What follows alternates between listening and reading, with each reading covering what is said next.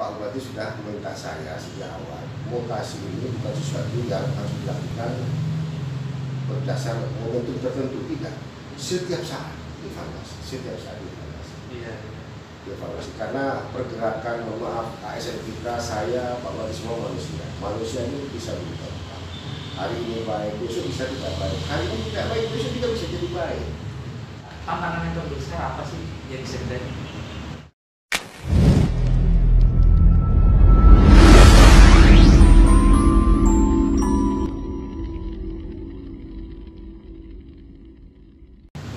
Assalamualaikum warahmatullahi wabarakatuh. Kali ini saya lagi bersama Pak Sekda. Kebetulan Pak Sekda ini juga mendapat kepercayaan menjabat sebagai Sekda definitif. Ya. Kalau sebelumnya sebagai PJ Sekda. Dan tentunya ini juga apa namanya, istilahnya itu wajah lama tapi barang baru.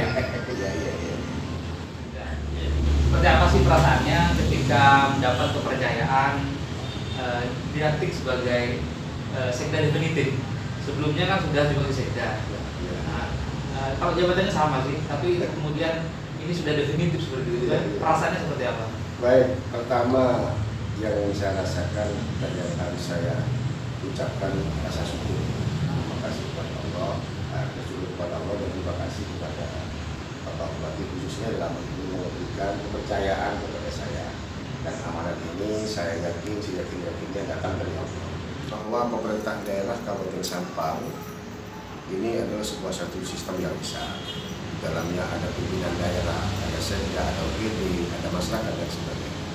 Maka saya yang sudah diberikan amanah oleh Allah dan kepercayaan oleh yang terhormat Bapak Bupati menjadi sekretaris daerah, tentu saya berharap pertama saya pasti melakukan doa-doa kepada Allah untuk diberikan bimbingan dan perlindungan dalam melaksanakan tugas. Yang kedua, terima kasih saya kepada yang terhormat Bapak Bupati, Bapak Bupati atas kepercayaannya kepada saya untuk melaksanakan tugas-tugas sebagai sekretaris daerah.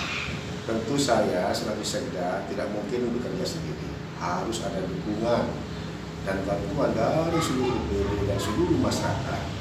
Mari kita bersama-sama mendukung, mendorong, dan membantu bagaimana kita bisa mencapai visi-misi dari Bapak Bupati, Bapak Bupati. Visi-misi itu bisa dicapai dengan cepat. Tentu ini semua harus atas dasar kerja bersama, atas dasar juga keikhlasan bersama.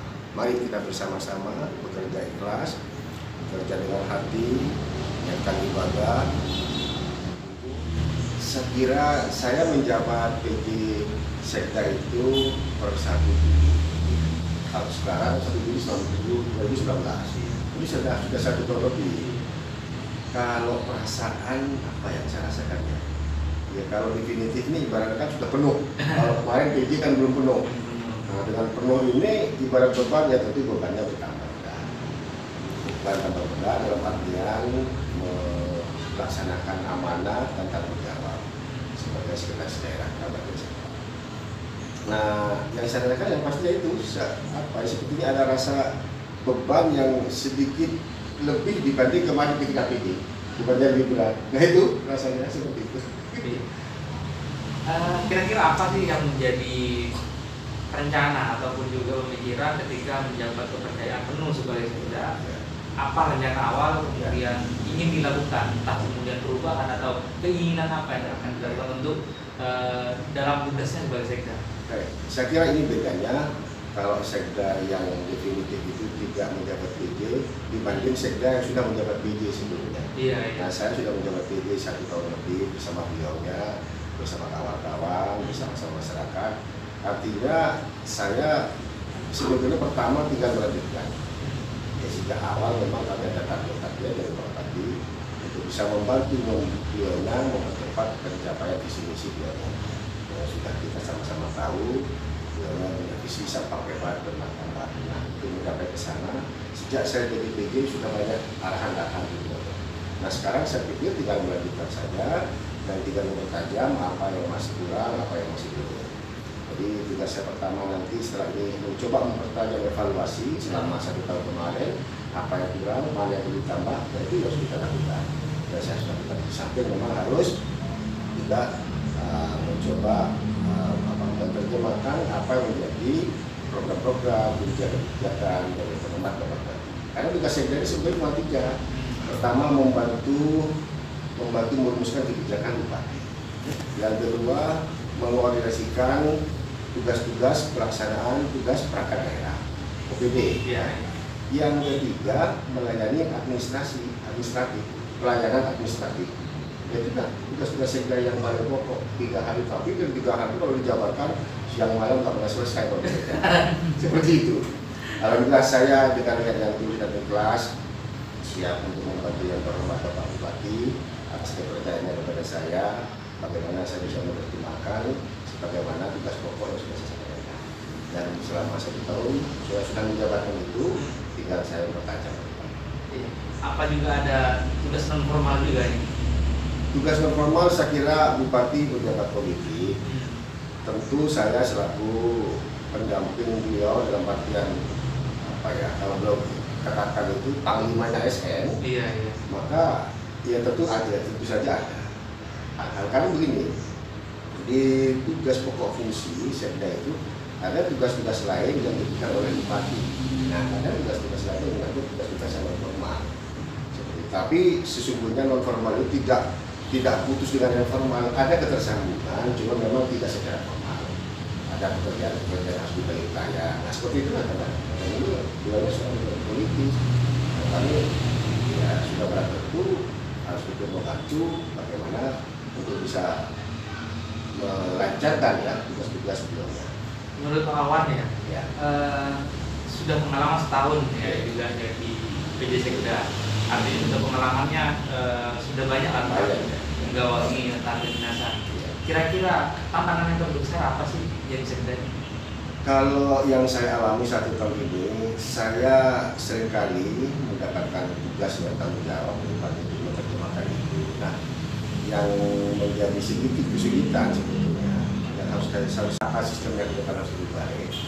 Ini, ketika ini sudah disampaikan kepada salah satu PD misalnya, ini kadang responnya tidak sebagaimana harapan Pak Bupati dan termasuk harapan saya. Ada kadang sedikit keterlambatan. Nah, ini yang saya pikir harus kita benahi. Saya sudah mulai mencoba berpikir dan sudah saya konsultasikan kepada Pak Bupati. Saya ingin nanti beberapa kegiatan ini harus sudah masuk pada sistem ini elektronik. Jadi kita akan memanfaatkan IT lah, karena sekarang ini nggak bisa semuanya. Kalau mau efektif, efisien dan tersistem dengan baik itu jauh lebih baik. Saya sudah coba soundingkan ke beliaunya setuju. Kita nanti akan saya menerjemahkan, mencari cara bagaimana bisa mensistemkan pekerjaan saya yang bupati dan Pak Wakil Bupati tentunya juga ya akan lebih efektif. Harus saya IT-kan beberapa. Itu menjadi satu hal. Saya sudah ada kajian kepada OPD misalnya, tolong ini segera selesaikan, paling tidak seminggu misalnya. Namun maaf, ini saya kan pekerjaan luar biasa Pak. Setiap hari nggak pernah berhenti, bertumpuk. Bisa jadi saya manusia biasa, bisa jadi lupa terhadap target yang sudah sampaikan di salah satu video. Nah, bisa lewat. Kadang yang lewat, entah itu disengaja atau tidak oleh PD, saya tidak paham. Tapi kalau ini tersistem melalui ini kan bisa ada pengukuran lagi. Yang bersangkutan PD nggak bisa paham, saya pun tahu, hari ini harus selesai, besok harus selesai, minggu ini harus selesai. Kalau ini kita bisa lakukan dan kita sistemkan juga nanti, saya akan mempermudah membantu supaya saya ke depan dapat mempercepat pencapaian visi-visi Bapak. Iya. Selama ini kalau saya terjemahkan barusan artinya yang bupati sebenarnya ingin jalannya gigi 4 atau gigi 5. Nah, berarti masih agak sedikit lambat kita. Ya, ada masalah. Kira-kira formulasi yang pas akan dilakukan Pak Sekda yang menggawangi ini. Apa tawaran ke Pak Bupati atau kemudian untuk membenahi ini apa?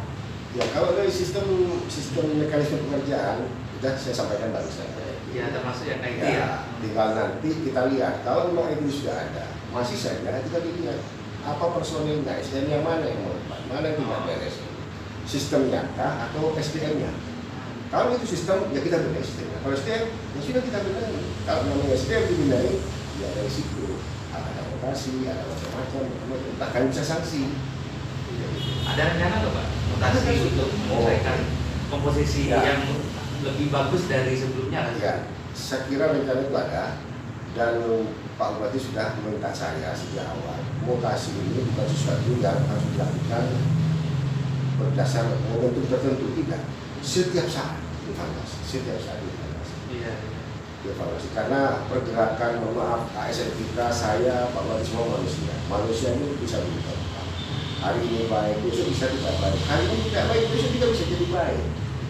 Kami ingin semuanya kawan-kawan satu level, satu barisan yang sama, semua harus baik, harus siap berkeluar, mendukung, mendorong Pak Bupati agar bisa bersama-sama mencapai visi-visi itu dengan cepat. Jadi tadi dari kalau SDM-nya saya benar. Kalau mau sistemnya saya benar.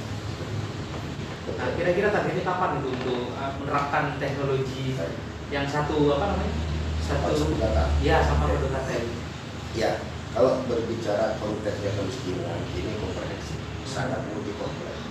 Artinya tidak bisa ini diserahkan kepada satu tim. Contoh misalnya di SOS yang berperan mengatasi kemiskinan tidak bisa, karena unsur penilaian kemiskinan IPM juga ini terkait kemana-mana, kesehatan terkait, pendidikan terkait, ketenaga terkait, semuanya, pelayanan publik terkait, semuanya. Nah ini, maka saya harus melihat secara utuh apa persoalan kita. Nanti dari seluruh persoalan yang sudah saya tahu ini, insya Allah sudah saya memahami, saya sudah sampaikan juga pada Pak Bupati, akan kita mulai dari titik yang paling memungkinkan menjadi daya ungkit bisa mempercepat penyelesaian persoalan-persoalan di kantor desa Pantai, itu sistemnya, hasilnya, apapun lah. Nah untuk di sana, Pak Bupati sudah meminta kepada saya, beliau punya program tahun depan ini harus punya sampang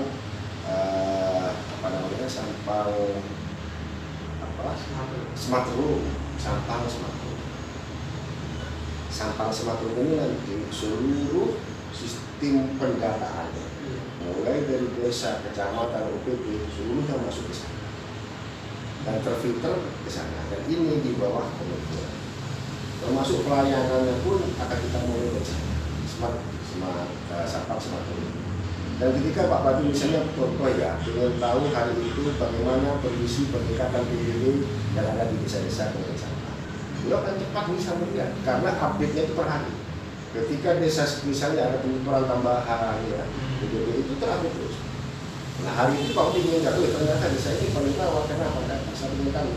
Maka Pak Bupati bisa ceritakan manusia atau tentang langsung panggil juga desa kecamatan misalnya untuk ditanya kenapa Anda kok masih sekian persen misalnya. Jadi urayan-urayan seperti itu maka segera bisa dicari solusinya. Ya Pak, hambatan kami seperti ini. Kalau hambatan seperti itu bisa nggak? Jadi diskusi yang namanya fair play. Nah di samping itu sampang smart room ini akan menjadi cikal bakal rencana Pak Bupati. Sampang ini akan dijadikan sampang smart city.